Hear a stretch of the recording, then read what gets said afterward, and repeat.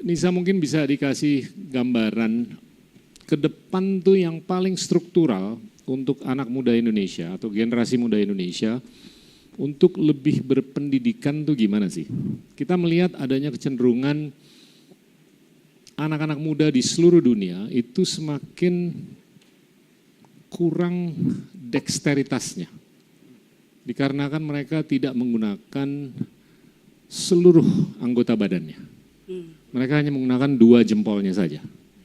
Kalau saya bicara dengan ilmuwan-ilmuwan yang lahir anggaplah 70 atau 80 tahun yang lalu, salah satunya adalah Stephen Chu yang sempat menang Nobel dalam fisika, dia tuh sudah berhipotesa bahwa ilmuwan di masa depan itu mungkin nggak se-lateral, nggak se-dexterous seperti apa yang mungkin kita saksikan selama 200 tahun terakhir ini.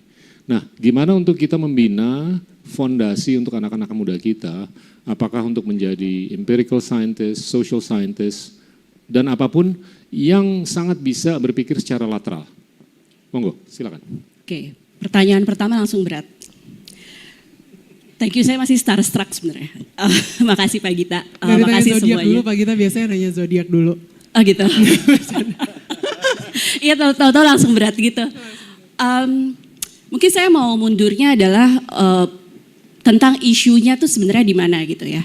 Jadi untuk bisa sampai ke menjadi fokus pada bidang ilmu yang dikuasai gitu, seperti yang tadi Pak Gita bilang, itu tuh sebenarnya kita perlu fondasi yang kuat dulu dalam sistem pendidikan, dan fondasi ini dibangun tentu dari pendidikan dasar. Bahkan sebelum dasar gitu ya. Bahkan kalau mau mundur lagi katanya sampai ke gizinya gitu kan. Dari mulai dalam kandungan bahkan. Tetapi situasi itu masih menjadi tantangan sekali di Indonesia. Pak Gita mungkin juga sudah terinfo gitu ya dari hasil PISA yang terakhir di 2022. Isu kita masih sama, literasi dan numerasi kita rendah. Padahal itu adalah modal untuk tadi belajar, itu fondasi gitu. Jadi kenapa PISA tes internasional itu fokusnya pada literasi dan numerasi, karena itu adalah fondasi untuk belajar segala hal. Jadi mau jadi ilmuwan kah, mau jadi chef gitu kan, itu adalah literasi, karena itu adalah modal untuk belajar sepanjang hayat. Nah di Indonesia isu kita masih di sekitar itu. Indonesia sangat rendah, hanya sekitar 25% saja anak-anak 15 tahun yang bisa mencapai standar minimum untuk literasi dan numerasi, itu bahkan lebih rendah lagi angkanya. Nah ini adalah isu yang sangat penting karena ini adalah modal belajar gitu. Itu satu. Dan yang kedua, literasi itu selain memberikan kemungkinan untuk orang belajar, bisa juga mengukur seberapa kita mau belajar. Jadi kalau mampu dan mau belajar sepanjang hayat gitu, itu tuh ada kemampuan dari literasi itu sudah berat, dan kemauan. Nah kemauan ini juga ditunjukkan dengan seberapa yakin anak-anak Indonesia itu mau belajar terus sepanjang hayat. Growth mindset.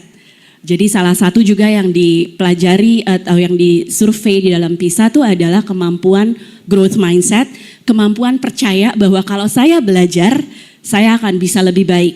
Kemampuan bahwa kalau saya belajar, saya bisa bikin perubahan. Anak-anak Indonesia relatif rendah dalam hal itu.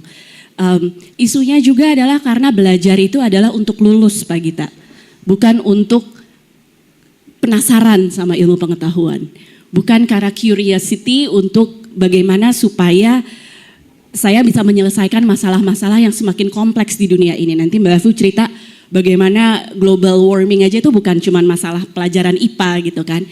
Tetapi isu yang begitu kompleksnya. Nah ini adalah tantangan-tantangan kita di dunia pendidikan, bahwa pendidikan kita masih belum bisa membangun sepenuhnya rasa curiosity, kecintaan terhadap ilmu pengetahuan, rasa penasaran untuk mau terus belajar.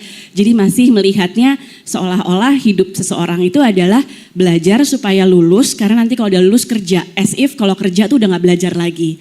Nah ini yang pathways ini yang sebenarnya sedang pelan-pelan diubah gitu. Bagaimana untuk menjadi pelajar sepanjang hayat, cinta ilmu pengetahuan, dan nggak gampang bosen gitu dengan proses belajar. Saya ada follow.